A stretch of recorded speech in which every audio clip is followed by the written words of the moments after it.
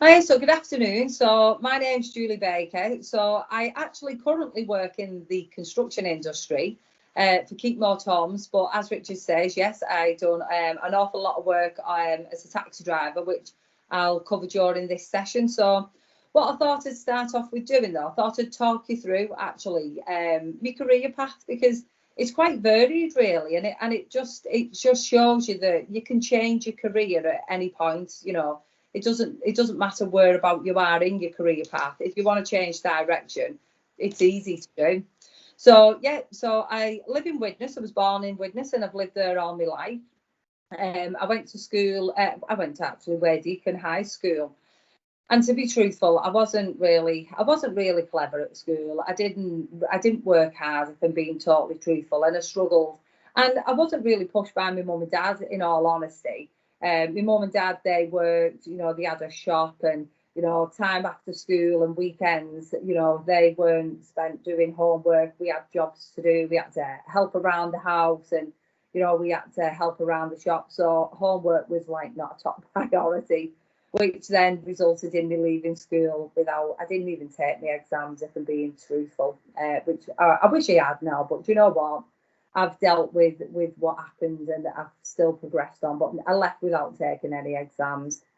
When I left school, I went working in sewing factories, which, do you know what? To be honest, it was quite easy at the time then because there was a lot of sewing factories open, so you could jump from one to the other quite easily, into employment. It's not like now where it's a lot harder to find work. So in the sewing factories, I was ironing blouses and trousers for Marks and Spencers, and I even done some time working with ironing like denim goods. And I'd done that till I was 21. And then, because at 21, I was able to go for me the taxi license then, because you have to be 21 to be able to drive a taxi and get the insurance. And my dad was a taxi driver at the time, and that's why that interested me. So I passed my test, which it was difficult actually to do because you have to sit a knowledge test. But I'll go into that a bit more detail because I know some of you are interested in the taxis. And I worked on the taxis for, oh gosh, over 10 years or more. It was way over 10 years, to be honest. Um, and I done that right up until I injured my back. I slipped a disc actually whilst I was on the taxis, and I was pregnant at the time. So while I was not working, I actually came off the taxis actually during that point, because I just couldn't sit for long periods of time. And obviously I had my son, and but I was bored. I was used to working, so I was really bored at home, and just bringing my son up. So I started volunteering in the local community. I went to the Mums and Tots group, and then what happened from that, I started getting heavily involved in the group, and then I ended up the chairperson of the local community group. And gosh, we ran youth clubs, we done clean up days, we organised big fun days, we held meetings with the councillors. And do you know what? During that time, I didn't actually realise the skills that I was getting, doing volunteering and attending these meetings. And it's those skills actually that progressed me into the job that I'm doing today. Because while I was doing my volunteering, Kinkmode, homes who I work for now, they were known as Apollo back then. And they'd won a contract in the local area with the housing provider, Halton Housing Trust, to refurbish the new homes. And part of their commitment to the local community, it was to recruit a local workforce. So the Elder Jobs Fair and people who were volunteered with the Housing Association had said to me, why don't you go for the job? There was a resident liaison officer's role. And what that role's about, it's a fantastic job, to be honest. It's working with the residents. So as the residents are getting the work done on the homes, you help them. So you go in, you advise them of the kitchens, and you talk them through what the process of the works would look like. And I remembered saying, oh, I couldn't possibly go for that job. They were like, why? I said, well, because I haven't got a CV for one. And I left school without any qualifications. I've got nothing at all to put on a CV. They were like, are you for real? We went, you've got like people skills. This job is all about people skills, and the skills that you've gained through volunteering. it's everything that's required for that job. So someone sat me down and put my CV together, and I'll always remember it to this day. I remember looking at it thinking, oh my God, I'm actually employable. I could actually apply for a job with this CV. I was quite shocked how good. You don't actually realise that if you've left school with no qualifications, that the things that you just do in your day-to-day life, there's skills and qualities behind that you can put on your CV. So I applied for the job and I was successful and I got the job. And I've worked with Keep Malt ever since and progressed through the company from doing resident liaison officer to, in actual fact, I actually do the job that I was doing volunteering. So a lot of the work that I do now is supporting the communities. I go into schools, talking to schools, delivering training programs, make sure that we recruit locally. So, and a lot of that was what I was doing as part of my volunteering. So I didn't realise actually I was getting myself ready for this job. So that's like a bit about my career path, and just to show you, how many different, avenues I went down. And it didn't really matter so much that I didn't pass my exams, although I did think it was the end of the world. Like, not even passing them, I didn't take them. It wasn't. But just going back to taxi driving, because I know that some of you are really interested in that. And to be truthful, had I not slipped a disc in my back, I would most probably still be doing taxi driving today, because I loved that job. I mean, yeah, do you know what? It's a difficult job. It's unsociable hours, because you do have to work weekends ideally to make your money up, in the evenings, but you can get like school contracts. That's what I done. I got a school contract, taking children with additional needs to school, and that like guarantees you a wage at the end of every month. So if you can get one of them contracts, then that's brilliant, that, because you're guaranteed that money, and then you can kind of choose what hours you do. But the best thing to do is, live to your means. Don't overspend, on your money, that you're constantly having to chase money when you're working as a taxi driver.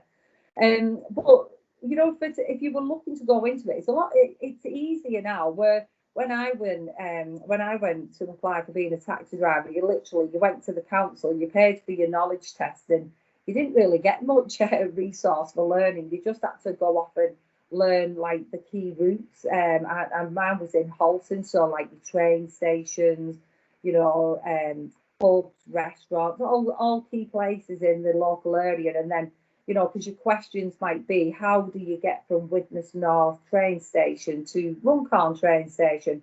And then you'd have to write the route down that you would take to show that you had a good understanding. Now you can go to the likes of Alpha taxis and Britannia taxis. If you were looking to go down into a taxi driver, you could get in touch with them, and they deliver training courses now. So you can go on this course, and then that gets you ready then for your knowledge test. Then you pay for your knowledge test. Fingers crossed you pass it. And then you would need a DBS check. So that's where they look into your background if you've got a criminal record, and dependent on your criminal record, you might not actually even be able to go on the taxis. It'll depend what's there in your background. Then there's a couple of routes you can go down. You can purchase a license, so that's like the white plate on the back of the taxi. They cost a lot of money. They go up and down them. I remember when I sold mine, going back years, I think mine sold for about £10,000 back then. But I've also they dip in pricing. You can sometimes pick them up for like £5,000. Or if you can't afford to buy a plate, you could be a private hire driver. So you don't need to buy a plate there. You would just get a private hire plate, and you have to buy a vehicle that obviously has to meet the specification for the council, and you have to put it through the specific taxi license MOT, and then get the plates and that fitted. So you could go down that route. Difference between a private hire and a hackney is a hackney can pick up what we call a flaggy on the street, so you can flag a hackney driver down. They can work on the shopping ranks and on the train stations, whereas a private hire, they can only really work from the offices, so they can only pick up fares where. So if you ring a taxi, and it's a car that comes without the yellow sign, that's a private hire. They can only pick up booked taxis, otherwise they're not insured, to be honest. But yeah, do you know what? It's a really good. It is a really good job. And also think about, if you're thinking about that as well, you can what they call shunt a vehicle. They call it shunting. They mostly don't call it that now, but back then they shunt it. So say if I had a taxi and I was working it in the daytime, you could rent that vehicle off me of a night time, and then I would charge you. But it's a good way to get on the taxis, but the best way to get on it is ideally really go down the private hire route and just don't get yourself a big debt on the plate, or don't be hiring, because you might end up paying like £400, something like that. It's quite a bit now a week to hire a vehicle off someone, but it's a good job. I really enjoyed it. I had a laugh on there, to be fair. Do you know, it's changed a bit now. So back then we had the radios, and you spoke on the mic. So there was a lot of interaction, you know, where you keyed your mic in and you spoke, where it's all done via digitally now. So you can, you know, you get your jobs off a screen and that. So there's not so much talking. But when I was on it, we used to have like a lot of banter, you know, over the radio. And I used to love the summertime. I used to getting on the ranks. We used to have a laugh on the taxi ranks, chatting to the other drivers. Quite often in the summer, we'd get the water pistols out and have a mess about. But I loved meeting new people as well. I loved like the different people getting in my taxis and, you know, having a chat with them. And especially I loved the elderly residents as well, because, you know, sometimes you might be the only person, you know, that they're going to see. You know, they might have family members. I used to love like sitting and chatting and talking to them in my taxi. Downsides definitely is the hours. It is pretty unsociable hours, you know, to earn the money. You know, you do tend to have to at least put at least one weekend night in. You know, I used to, but to be fair, it fitted in with my lifestyle at the time that I worked weekends, so it was fine. And oh god, people of a night time, that's quite challenging, picking up drunks. You know, I used to be really particular, you know, because I was a Hackney driver, so I could pick up the flagged first, but I used to kind of suss them out, you know, as I was driving towards them. And if I didn't like the look of them, you know, I wouldn't pick them up. I mean, I only ever had one in all of the time I was on the taxis. I had one fare that I picked up, and I really did feel uncomfortable. Like, if I keep these in my car, I just don't know what's going to happen at the other end. So I kicked them out. You need to be 21. I would definitely recommend going down the route of like getting in touch with one of your local taxi firms like Alpha or Britannia.